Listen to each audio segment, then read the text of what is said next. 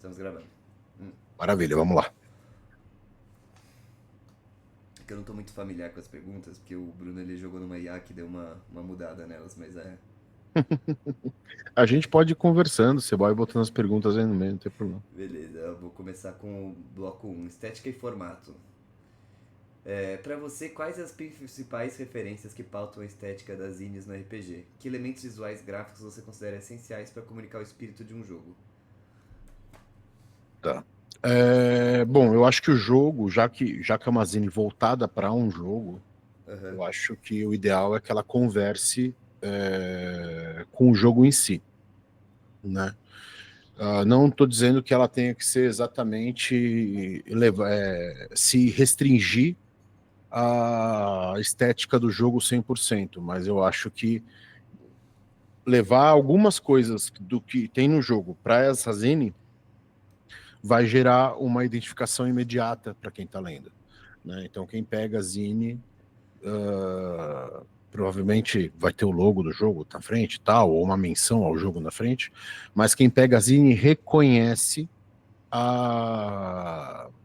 que aquele jogo é daquele jogo que está se falando, né? Então, digamos que você fizesse uma zine de Breu, por exemplo, mas aí você resolve usar fontes todas escritas à mão, imagens coloridas e coisas do gênero, provavelmente isso ia distanciar o leitor não da leitura do zine, tá? Isso não é uma coisa que afeta a leitura do zine, mas da ligação que ele tem com o jogo, né? Então isso pode acabar, inclusive, gerando ruído, né? A pessoa não entender exatamente qual foi a, a intenção ali, né? Você jogando, por exemplo, imagens em preto e branco, usando a fonte dos títulos, a mesma fonte para os títulos, por exemplo, é uma coisa que já imediatamente, um papel amareladinho, uma coisa que imediatamente já faz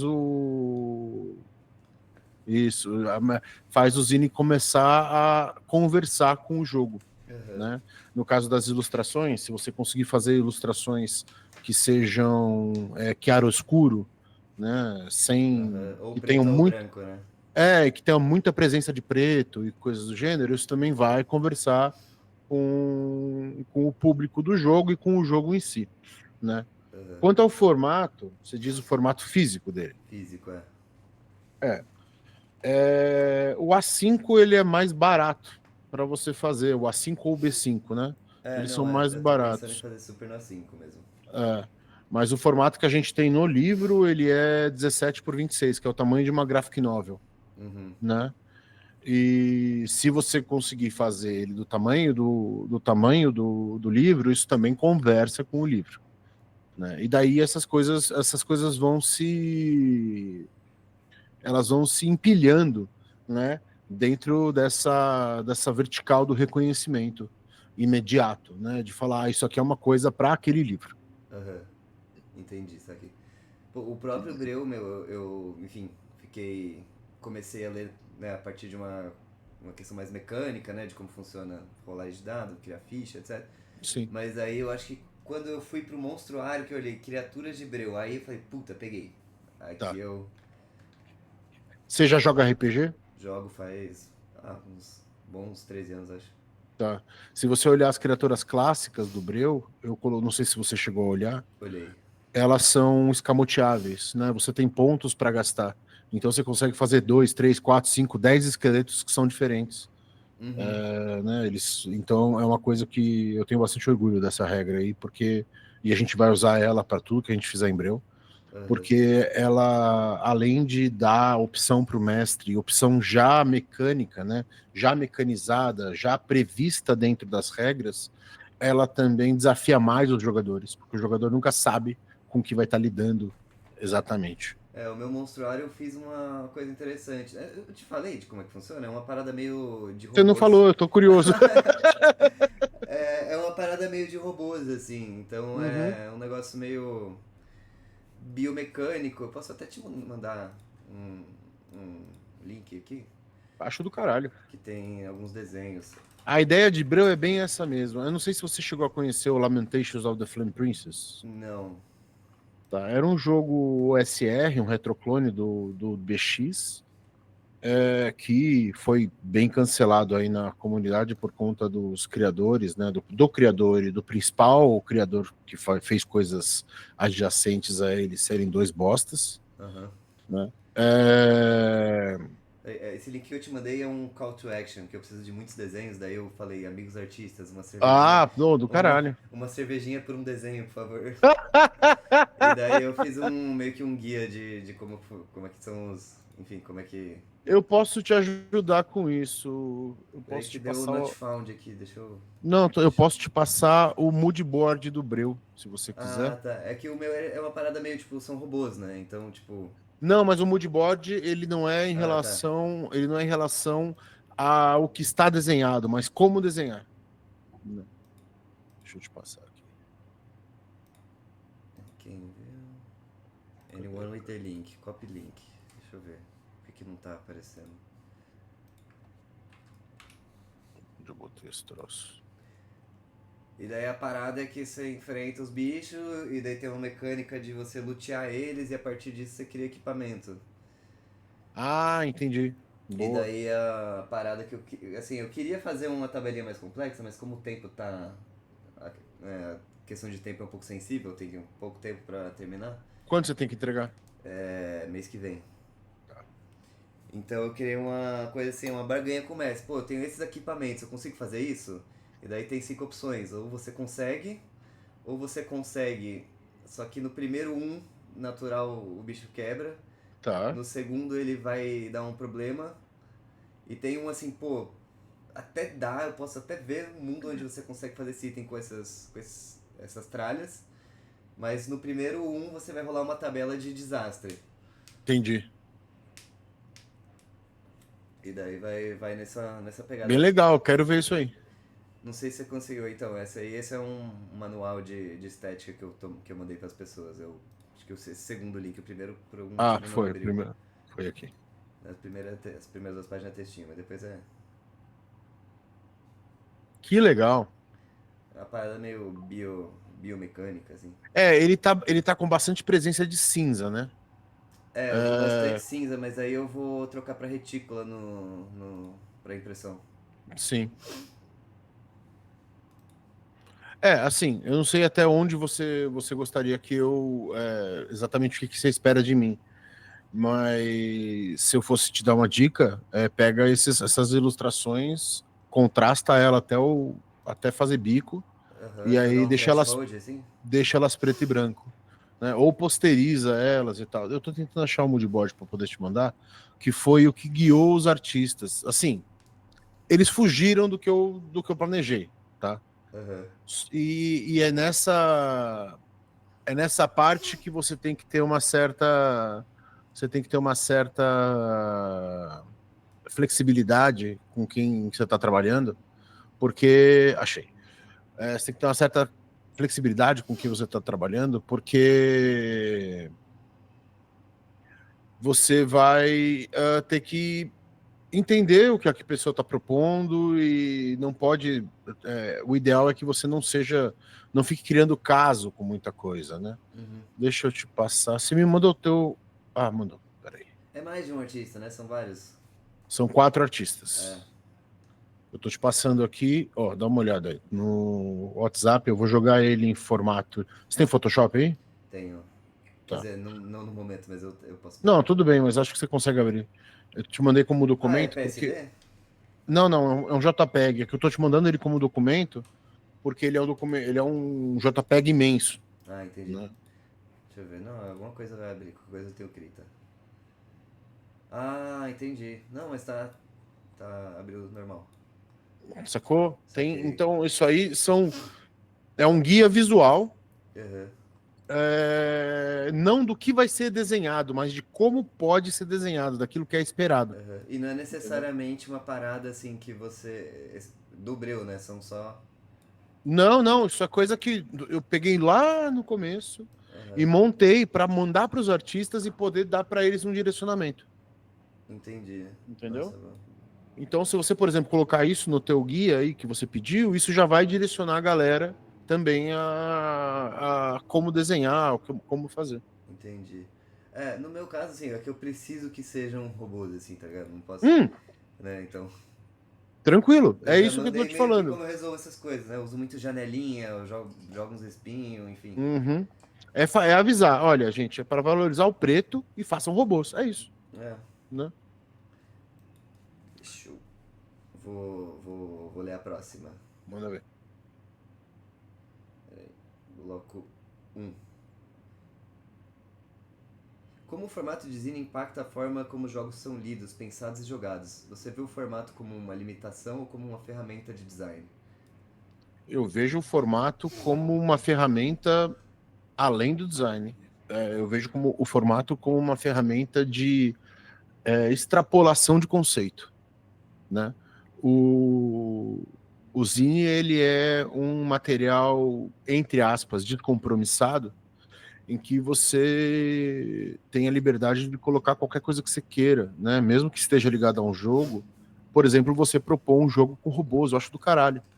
Entendeu? É uma parada que dá muito espaço. Se um dia, por exemplo, eu fosse tentar fazer, eu fosse querer fazer um suplemento com robôs, eu tenho como autor e como também como pessoa, né? Como meu processo criativo, eu teria que parar, pesquisar robô, ver como eles vão encaixar no Breu, se eles vão encaixar no cenário base de Breu, se eu vou fazer um cenário tal. Você pode fazer um documento menor, um zine, uma coisa menor, eu não sei quantas páginas você está imaginando, né? No máximo 20, assim. Exato, você pode fazer um documento de 20 páginas que passe a ideia para as pessoas poderem extrapolar. Então eu acho que o zine, ele é um formato de design foda, porque ele é suficientemente descompromissado, mas ele pode ser extremamente ele pode ser extremamente forte em relação a novos conceitos, novas coisas, coisas que podem ser exploradas mais para frente, ideias que normalmente um autor poderia dar um passo para trás para tentar pensar, puta, talvez eu não vá colocar isso, talvez eu devesse colocar isso. Ele extrapola conceito, eu acho isso do caralho. Boa.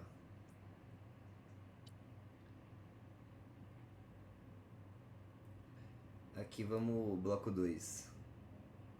Autoria e prática. Como você enxerga a relação entre autor, editor e jogador nas zines de RPG? Essa relação muda quando o autor também é o designer do jogo? Como enxerga-se a relação? Cara, eu não sei responder isso. Eu acho que Não tem não, problema.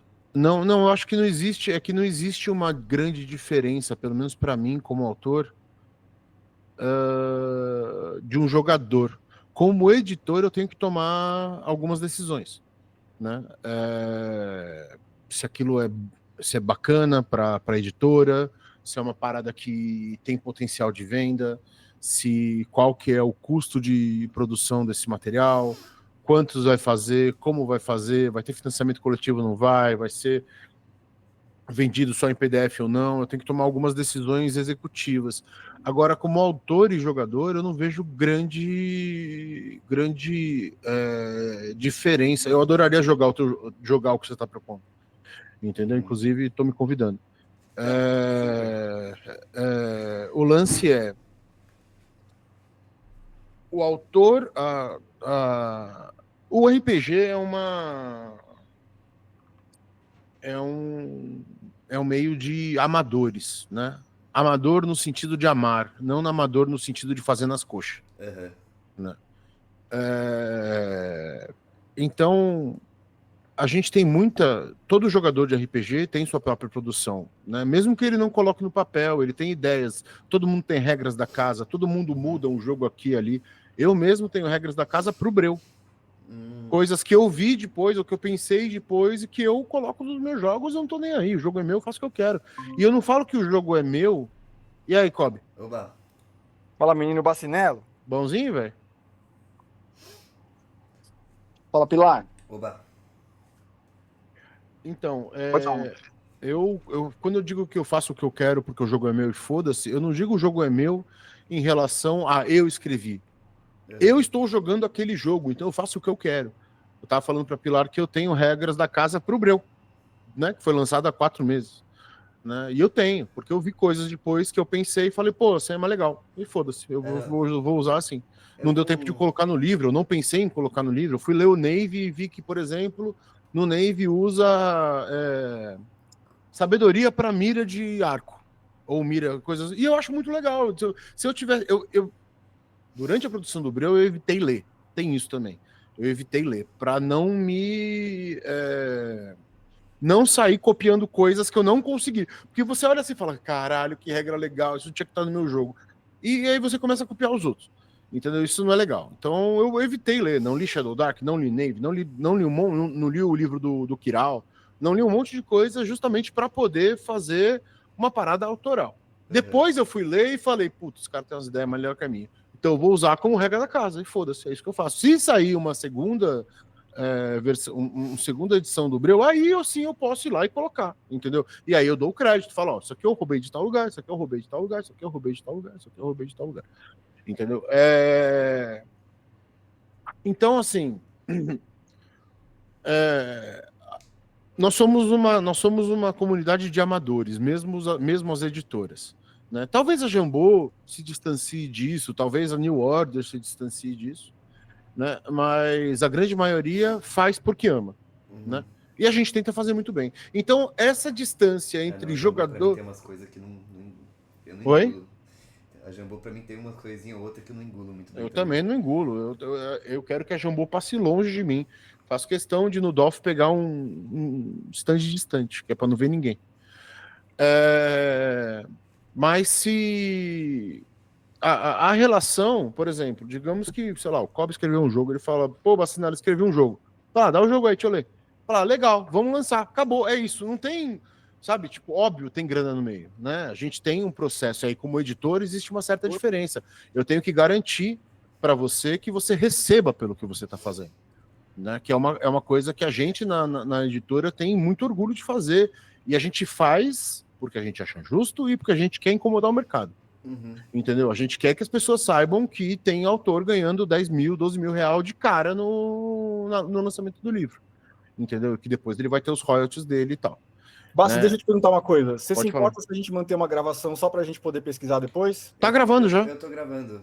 Ah, legal. Mas se quiser jogar seu. Aí, pode ir. Aí. Grande Frank puxa pena, velho. Então é isso. Nós somos amadores. Eu quero continuar sendo amador, no sentido de amar. Tanto que eu trabalho com RPG grande parte do meu dia e eu continuo jogando. De noite eu vou jogar e fico feliz jogando e não tenho cansaço. Não quero mais ouvir falar de RPG. Não, por enquanto a parada tá muito boa, assim, nesse sentido. Então a relação ela é muito mais pessoal do que comercial. Óbvio que você tem que ver os pontos comerciais mais sensíveis de cada relação. Então, por exemplo, pagar um ilustrador direito, sabe? Não ficar oferecendo 50 conto por ilustração pro cara, entendeu? Pagar o cara direito, pagar o revisor direito, pagar um revisor de regras, que a gente tem revisor de regra. Apesar de ter saído coisa errada no Breu, teve um revisor de regra. Ter uma revisão sensível, sabe? Para, tipo, não... para não ser velho, entre muitas aspas, as piores dos piores jeitos, saca? Então, isso a gente tem que tomar cuidado profissionalmente. Agora, todo o resto é uma relação muito pessoal. E em relação ao Zine, né? Falando aí, agora voltando pro Zine, eu adoraria jogar teu jogo como autor. Eu não ia ficar. Quer dizer, talvez em algum momento eu falasse alguma coisa, mas eu não ia ficar procurando buraco no jogo. Eu ia querer Esse é o jogar. trabalho do Kobe. Entendeu? Eu ia querer jogar. Fechou, beleza. E a próxima que eu queria te perguntar, você vê essa parada de. A parada de ter as regras mais flexíveis, né, mais simples, não ter nada, tipo, não ter tudo previsto nas regras, que é a parada do SR como como algo que dialoga com essa ética artística de experimentação, improviso, Pra caralho. antiacademicismo. Faz parte totalmente. Assim, o Breu tem muita regra, Uhum. né? Principalmente nos extras. Só que, justamente, eles são extras. Você coloca eles em jogo se você quiser. Uhum. As regras básicas do Breu é joga um D20, soma uns negócios, vê se deu CA. Quero subir aquele prédio. Pô, cara, tá suave, tá dia ensolarado, ninguém vai te encher o saco, você sobe a porra do prédio. Tá chovendo, os caras tá tirando flecha, bom, talvez seja mais difícil. Eu vou usar uma chance de você tomar uma flechada no meio da subida. Eu não vou impedir o cara de fazer, eu vou colocar para ele quais são as dificuldades que ele pode ter ao fazer aquilo. E nisso a gente tira teste de perícia, teste de atributo, teste de um monte de coisa que você não precisa usar. Uhum. Não. Fiquei puta semana passada que eu tive que jogar um teste pra intimidar uma idosa com uma arma, assim.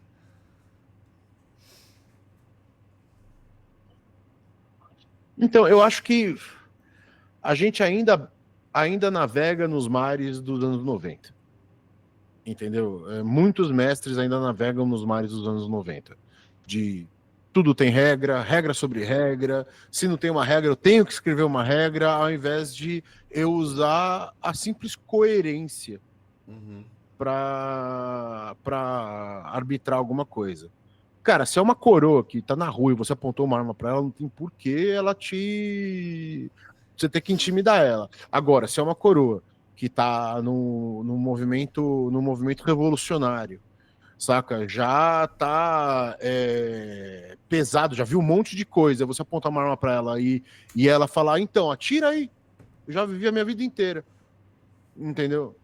Não é uma coisa que você precisa de rolagem, é uma coisa que você precisa de coerência, situação, reconhecer quais são os pilares daquela situação, entendeu? Quais são as coisas importantes para você trazer pro jogo, ao invés de ficar se abraçando numa regra que se o cara quiser subir uma porra de uma árvore, entendeu? Se o cara quiser subir uma sequoia, porra, beleza, você sobe a sequoia. Pra descer vai ser foda, entendeu? Você sabe que já tá vendo, tá levando corda, porque pra descer vai ser tenso, subir é fácil, descer é foda.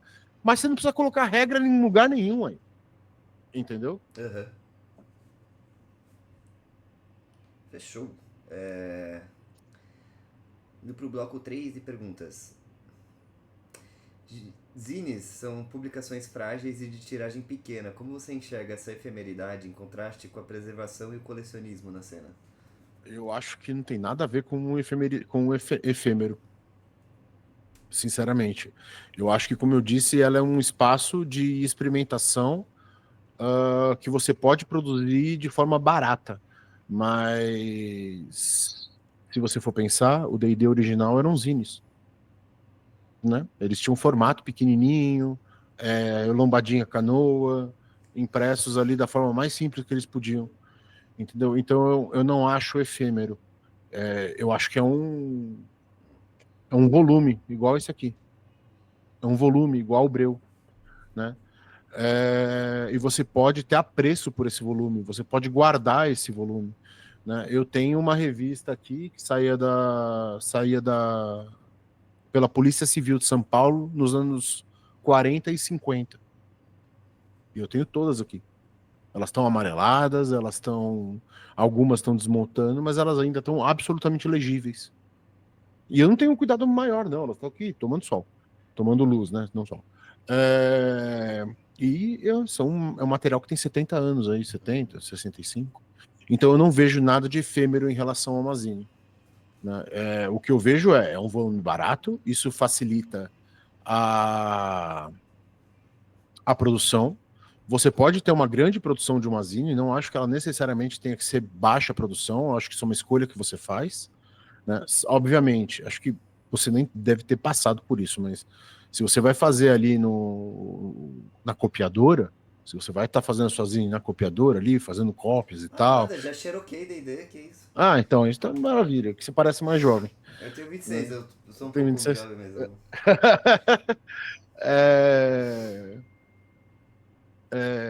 Se você vai montar na mão, óbvio que vai ser menor. Mas hoje você tem opções de gráfica que você pode mandar aí, conseguir uma zine por 4, 5 reais. Sim. entendeu? Material até mais barato, até menos, se for o caso, se você produzir um pouquinho mais. Então eu não acho que tem nem efemeridade, nem a necessidade de ser uma baixa tiragem.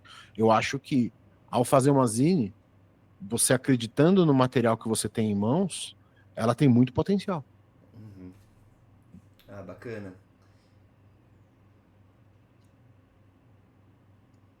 Tem uma aqui, peraí. Ah, e tem uma. Essa aqui foi o Cobb que sugeriu. E como o uso de A em arte e texto entra nessa conversa? Não se usa, ponto. Não preciso falar mais nada. Pronto. Legal. É... Assim, você, assim, para não ser hipócrita, eu uso IA para fazer permutação, para fazer pesquisa, Uhum. eu uso muito, né? E para fazer permutação de tabela. Então eu tenho lá, eu quero fazer uma tabela com 100 entradas. Eu escrevo 15, eu vou em IA e falo, me dá 100. Aí ela me dá. Aí eu vou ler uma por uma, ver o que cabe, o que não cabe e reescrevo. Uhum. Entendeu? Porque daí seria uma coisa, vira uma fonte de ideias, não uma fonte de escrita. Uhum. Entendeu? Então, assim, eu uso IA para isso. Agora, faz um texto de entrada para mim, para o meu zine. Cara, isso não se faz. Tem, Entendeu? Isso não se faz. tem uma ferramenta que eu gosto muito que chama um Magic Word Generator, que é tipo um banco de palavras. E daí você aperta mais espaço e ele gera 3 palavras que, num tema, assim. Show. Isso é maravilhoso. É uma coisa que eu uso para fazer aventura é o random do Wikipedia. Você vai lá no random do Wikipedia, clica, dá uma tabela. Aí você escreve, sai um besouro da Malásia. Você escreve lá, besouro da Malásia. Aí você clica lá, aparece como fabricar tijolo. Aí você escreve lá, fala como fabricar tijolo. Aí você clica lá e aparece é, física quântica no dia a dia. Você vai lá, anota. Uhum. E aí você pega essas coisas que você anotou e transforma numa aventura. Entendeu? Eu não acho que a IA, ela te dá a possibilidade de ter um acesso muito mais refinado à informação que você quer. O Wikipédia já fazia isso, Sim. né? Só que com a IA é muito mais refinado, porque ela vai direto ao ponto. O ponto é que elas ainda inventam coisa e tal. Então, assim, usar o texto para escrever, usar a IA para escrever é execrável.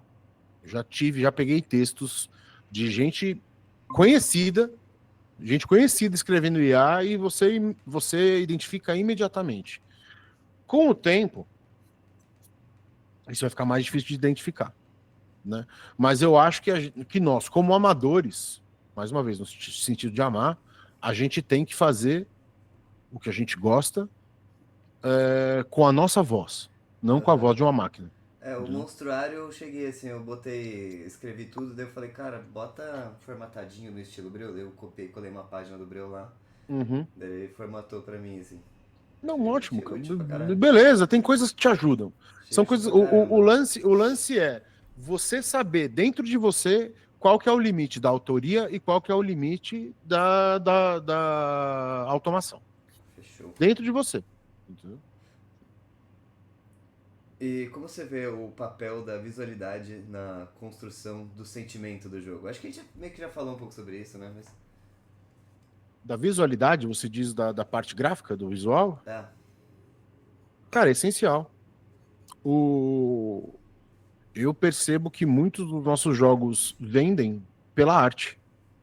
Não que eles não sejam bons, eu gosto muito dos nossos jogos, mas a arte chama muito a atenção. E ela não chama só atenção no sentido marqueteiro, ela transmite sentimento, uhum. entendeu? Quando você vê o Melodia Perdida e você olha, você vê um joguinho que você jogava quando era criança, ali no seu Nintendinho, no seu Nintendo 64. Entendeu? Quando você vê o Conspirações, você vê uma parada mais intrincada, te entrega mais complexidade só nas artes. Entendeu? Você entende que aquele jogo é um jogo mais complexo, é um jogo que você vai trabalhar com mais informação. Quando você vê o Breu, você percebe ali aquela coisa bem do ethos RPGista, masmorra, monstro, fogo, sabe? Então isso não passa só não passa só. Não é uma coisa de marketing, é uma coisa de evocar sentimento. Perfeito.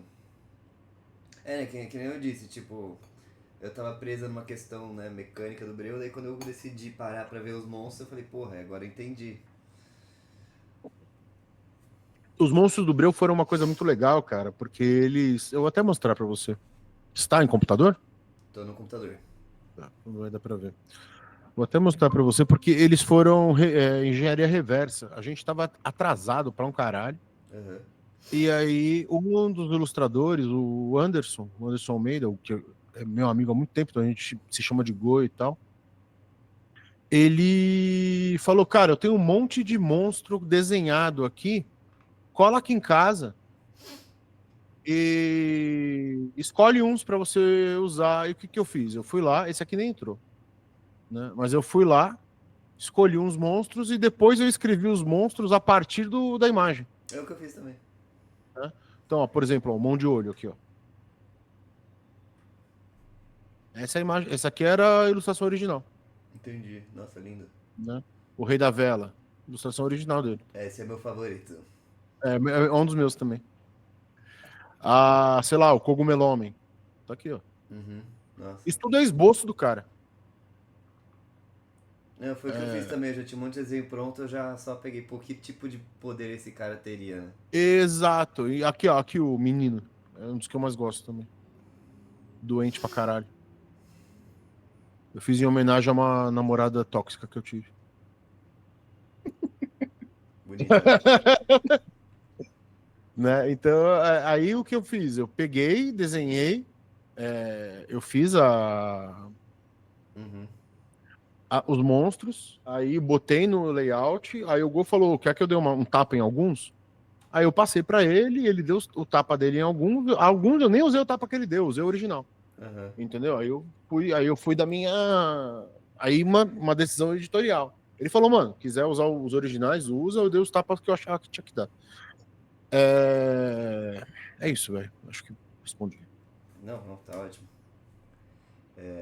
Aqui eu escrevi bonito, ó. Como você vê a dissonância ludonarrativa em Breu? As regras ajudam a imprimir a mesma sensação quais as imagens passam? Ah, com certeza. Com certeza. Principalmente se você usar o primeiro extra lá, que é o Breu, né? Que você usar a escuridão como uma entidade misteriosa, desconhecida e que só vai te fuder. Né? Tanto que na página eu tive que colocar uma coisa que eu sabia e me falaram, eu falei, bom, tá certo, tem que botar mesmo. Um aviso, porque lida com suicídio, lida com perda de controle, né? Então, assim, principalmente nas criaturas do Breu, existe um nível de poder muito maior em relação ao que os personagens podem fazer, né? Não só nas criaturas do Breu, por exemplo, o gigante, como está escrito no Breu, se você tiver um grupo de 10º nível que quiser enfrentar ele de frente, uns 2 ou 3 vão ficar na vala. É o 100 homens contra o gorila, né? Uns 2 ou 3 vão ficar na vala. Então, assim, é o que eu sempre falo, o Breu não é um jogo de combate. Entendeu? A gente tem as regras de combate por conta de tradição. É um jogo baseado tanto no D&D 5, quanto no D&D original, quanto em outras vertentes aí do RPG conhecidas, mas ele não é um jogo de combate. Se você for pegar de frente, há uma grande chance de você se fuder. Então, até no grupo do Breu, eu passei alguns áudios para eles falando, cara, os maiores batalhões táticos, o pessoal tático aí, de força de segurança e tal, eles nunca vão de frente. Você tem um cara para fazer inteligência, para saber quantos são, qual é o armamento que eles têm, qual que são as condições dele para permanecer no lugar, como é o terreno, como é a arquitetura do lugar que eles estão enfiados, qual que é a rotina que eles têm. E a partir disso você monta um plano de ataque.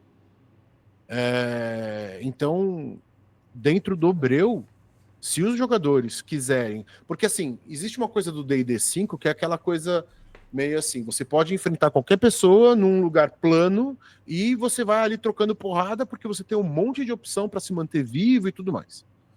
No Breu não tem isso. Você tem que levar tudo em conta. O ambiente, você tem que levar o terreno, os obstáculos e tudo mais, para você poder se manter vivo, né? E as regras refletem isso, né? E os monstros refletem isso também, né? Tanto que a maioria... Eu notei exatamente isso aqui, ó. Aspectos importantes. O Messi vai saber que tem fraqueza, o bicho e tudo mais, e é possível os jogadores estudarem o que eles vão enfrentar para se preparar. E a maioria dos monstros do Breu, eles denotam possibilidade interativa. Você pode conversar com eles. Né? O aglutinador antigo, que é um bicho muito poderoso, ele tem em mente, ele pode conversar com você. E ali eu deixo claro no texto do monstro que ele pode estar em conflito, ele pode estar buscando uma forma de acabar com a própria vida, ele pode estar querendo dominar tudo em volta dele e tal. O Mão de Olho é só uma criatura curiosa. Dark, totalmente amoral, mas curiosa. Ela troca olhos para poder bisbilhotar a vida dos outros. Sabe? O menino é uma entidade caída, poderosíssima, mas ele tem uma coisa que ele está buscando, ele quer os fragmentos dele, ele precisa de pessoas para serem as mãos dele. O Rei da Vela é uma entidade que está lá perdida na escuridão e anda para lá e para cá ajudando gente. Como é que você não vai... Você pode querer sair na porrada com ele? Pode, mas tem tanta coisa mais interessante para você fazer, né? Tanto que a gente tirou, por exemplo, combate não dá XP. XP você ganha por sobreviver a algo perigoso ou por evitar combate. Entendeu?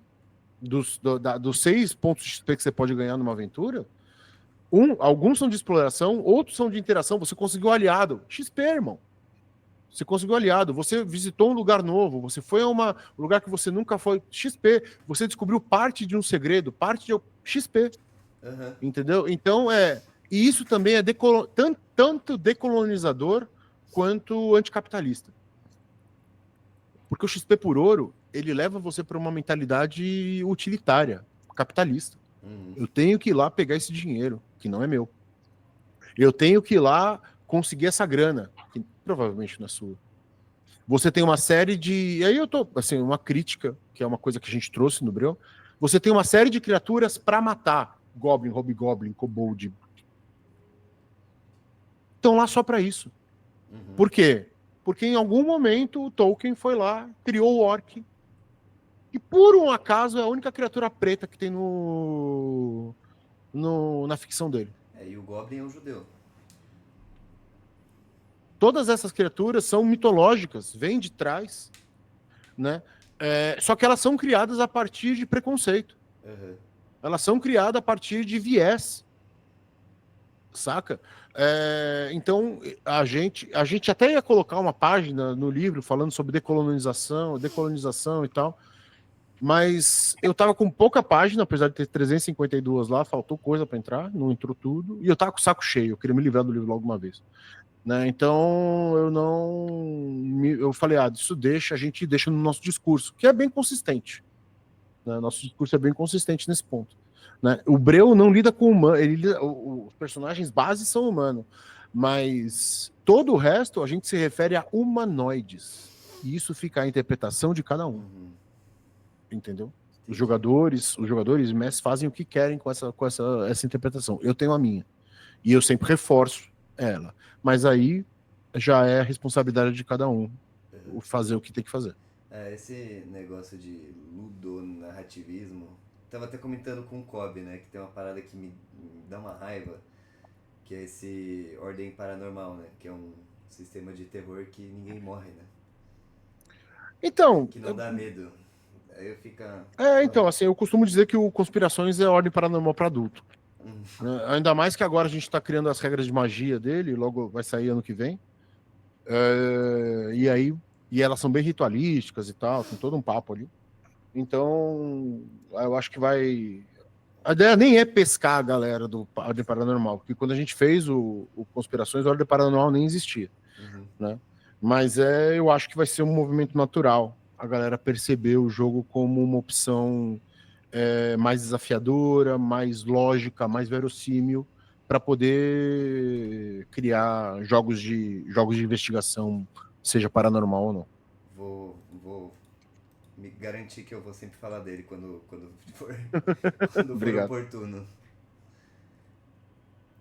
Porque eu sempre, assim, eu estou constantemente falando mal de Ordem Paranormal, né? Então, eu não sabia. Fechou. Tem mais uma aqui, daí eu vou só pegar uma aguinha, tudo bem? Claro, fica à vontade. Você acha que... então, a gente tá falando essa parada, né, sobre a arte, às vezes você comprar um livro só pela arte, né? E daí, por exemplo, eu tenho amigos que têm 4 Frankenstein, que é o mesmo livro, essencialmente, Com capas com diferentes. capas diferentes, sabe? Não, a gente tava no DOF, os E caras do... Perdão, deixa eu só... Você acha Claro. que um livro de RPG pode ser visto como uma obra de arte? Claro. RPG é arte. RPG é mídia, é arte. Na verdade, ele é tão arte que é até difícil de você definir. Entendeu? Ele é arte, é dinâmica em grupo. Tem um monte. Tá certo, ele pega de outra. Assim como o cinema, ele bebe de outras artes. Ele bebe das 6 artes clássicas, né? Música, dança, poesia, pintura e tal. Né? As artes que vêm depois bebem delas. Isso não tem como negar. Mas, sem dúvida alguma, existe viés autoral, existe viés artístico, depois que você, como autor, né? Você escrever um livro, ele vai para o mundo e as pessoas interpretam ele da forma que quiserem. Eu não vejo o porquê não considerar RPG arte. Show. Eu vou pegar uma água e já volto, tá? Só um segundo. Vá. E aí, Kobe, que aulas são essas aí, mano? E aí, menino Bacinello? Eu dou aula lá na École. É uma faculdade de estratégia criativa, olha que legal. Que legal, mano. Turmas super pequenininhas, mano. Minha turma tem 7 alunas. É bem legal que dá pra dar uma mentoria mais de perto, sabe? Dá pra dar uma atenção Muito pra legal, molecada. cara. É ao vivo? É presencial? Presencial, Legal. do lado da SPM. Bacana mesmo. Do lado vizinho do Balbi. Sim. Você tá por aí também? Eu moro em Santa Cecília. Ah, não é longe também. Não é não. Se tiver por aí, eu te dou uns toques. A gente vai beber uma cerveja. Porra, com todo prazer. Toda quarta-feira eu tô aí. E como é que tá o retorno do Breu, mano? É bacana, eu tô fazendo uma landing... Deixa eu mostrar pra você aqui. Fazendo uma landing page pra ele agora. Não sei se tá no celular. Talvez seja mais difícil de você ver. Fazendo uma landing page pra ele agora aqui pra alavancar a venda. Olha que legal. Pra explicar o jogo, né? Pra quem a gente faz anúncio no Instagram, a galera entra e já cai aqui pra poder ter mais informação, né? Não souber o que é e tal. Vamos ter uma campanha no RPG Dojo, mano. O Andy vai mestrar. Ih, do caralho, sério? Vai mestrar pra gente. Porra, fico feliz demais. Bem legal, mano. O Anderson, que era roleplayers. Sim. Contratamos ele, vai ser... Olha quem tá ali, meu Deus do céu. É a pequena Maga Negra. Maga Negra? É. Morgana? É do Yu-Gi-Oh! Ah, do Yu-Gi-Oh! Tem a Exódia também, tá lá no sofá. Que legal. Vai Bom. castrar amanhã. Ah, ela é bebê. Tem 7 meses, acho. 8, por aí. Mete bronca em mim, né, Pilar? Beleza. Bloco 5 de perguntas. Peraí, já li aqui. O 4 foi? O 4 foi. Terminou com arte. Como você enxerga a cena de zines de RPG no Brasil hoje? Quais caminhos ou lacunas você enxerga para quem está começando agora? Com base nas suas experiências, que conselhos você daria para quem está criando sua primeira zine de RPG? Bom, o primeiro conselho é mete bronca. Faça. Né? É a primeira coisa que eu posso falar. Eu tenho pouco contato com o mundo de zine. Eu acho que elas chegam pouco pra gente. Eu acho que tem pouca oferta, né? Pensando oferta em relação à venda, né? E você poder entrar e comprar ela em algum lugar e receber em casa. Na real, a não ser em evento, né? Você não tem contato com isso, né? Você vai ter contatos menores e tal. Eu, por exemplo, tenho todas as zines do Tertoleone. Porra de Magia? Não, as anteriores, a Vomitations of the Grotesque Princess, né, que ele fazia na mão em máquina de escrever. Ele fazia em máquina de escrever, depois xerocava e fazia a produção. Então, assim, o que eu tenho para dizer é faça. Faça. Saca? Não existe ideia ruim, existe ideia que não foi feita. Entendeu? Que não foi dar. Porque, assim, muitas vezes a gente fica com aquela coisa do tipo, tô com uma ideia aqui, tô com uma ideia aqui, não, tô com uma ideia aqui, e acaba não fazendo, né? E saber fazer e não fazer é não saber. Entendeu? Então, faça a primeira coisa. Outra, eu gostaria de ver mais. A gente tá planejando uma pra editora, mas eu tô com coisa pra caralho pra fazer, pra poder organizar isso, puxar pessoas pra escrever e tal, eu mesmo escrever.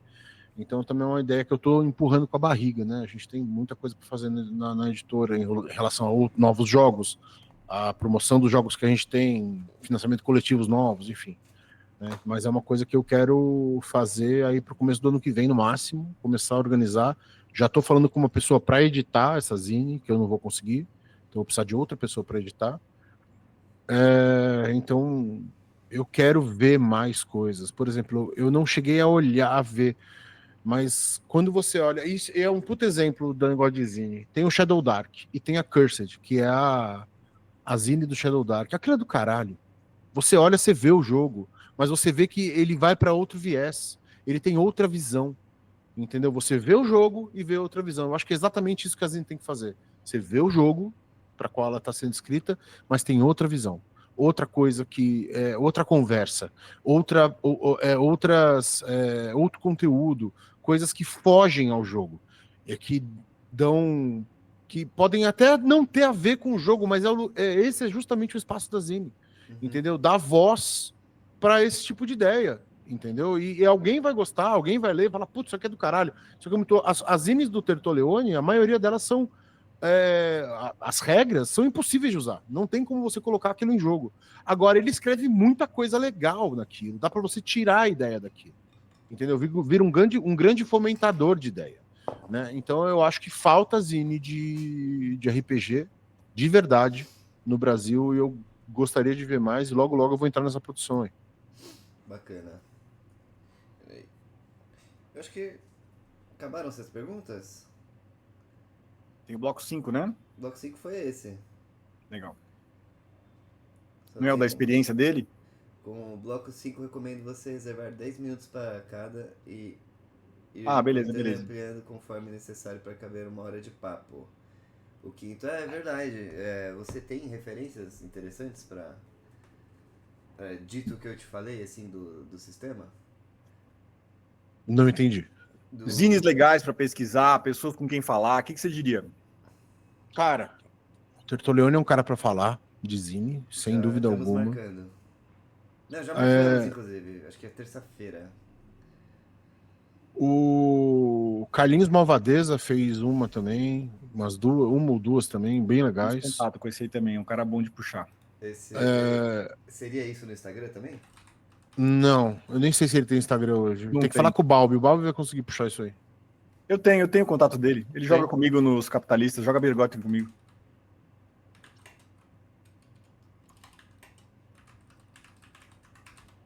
Perfeito. Tem umas zines antigas de Ars Mágica, deixa eu ver se eu lembro o nome. Cara, eu achei Toninho Malvadeza no Google. Não, mas você não vai achar o Carlinhos, não. Ele é bem offline. Entendi.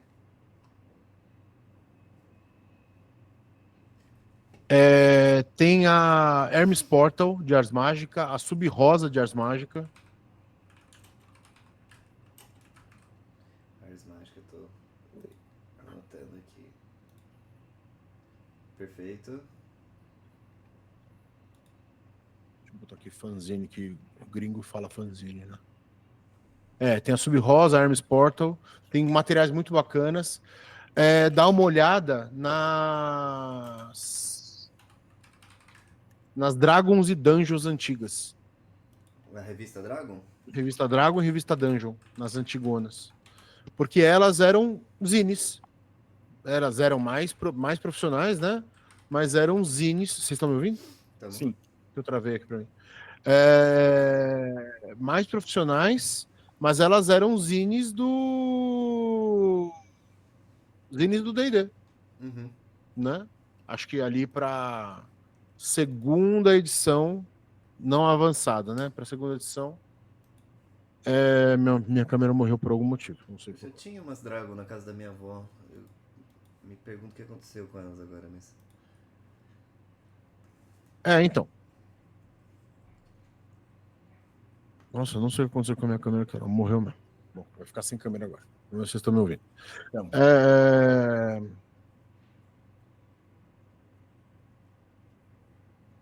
Porra, de cabeça acho que eu tenho. Esse que eu tenho pra Não, falar. tranquilo. Assim, como estética, ver coisas diferentes. Por exemplo, tem a revista do David Carson, que não sai há muitos anos, né?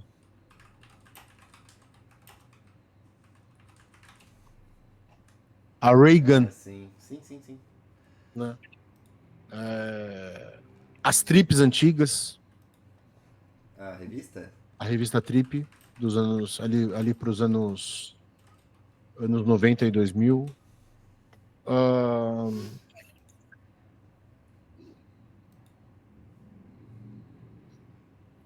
E assim, o SR é coberto de zines, né? Tem um monte de zine de OSR. As Cursed, se você conseguir as Cursed de Shadow Dark, Aham. eu acho que já é um bom começo. Peraí, travei aqui. Voltou. Alô? Tô te ouvindo. Beleza. Deixa eu ver. Bacana então, obrigada. Pô, maior prazer. Bassi arrasou, mano. É nóis. Foi, Obrigado pela força aí, mano. foi Mas demais, estamos aí. obrigado. Pilar, precisar de qualquer coisa, é só falar comigo. Fechou. Bom, A gente vai ter. Se demonstrou interesse, domingo, se o meu Star Wars foi cancelado, vai ter eu vou fazer um beta testing. Domingo à tarde? À tarde, geralmente depois do almoço. Pô, eu topo. Oh, bacana, beleza. Só me chama, só me dá um toque. Eu dou. Tá bom? Bassi, pode ser que no final de novembro, início de dezembro, a gente tenha uma banca. E aí nós estamos vendo quantas pessoas a gente consegue levar e tal. Se você tem disponibilidade, se a gente puder te levar? Pra avaliar? É, Maior prazer. legal. Maior prazer. Eu te mantenho informado. Valeu. Obrigado, viu, parceiro? Bom final de tarde para você aí. Eu que agradeço, meu velho. Obrigado, Pilar. Eu que agradeço. Parabéns pelo viu? trabalho. Beijão. Parabéns pelo trabalho e obrigado por usar o Breu aí como base do teu projeto. Fico muito feliz mesmo. Lisonjeado. Obrigado. Falou, parceiro. Valeu, gente. Valeu. Tchau, tchau. Tchau.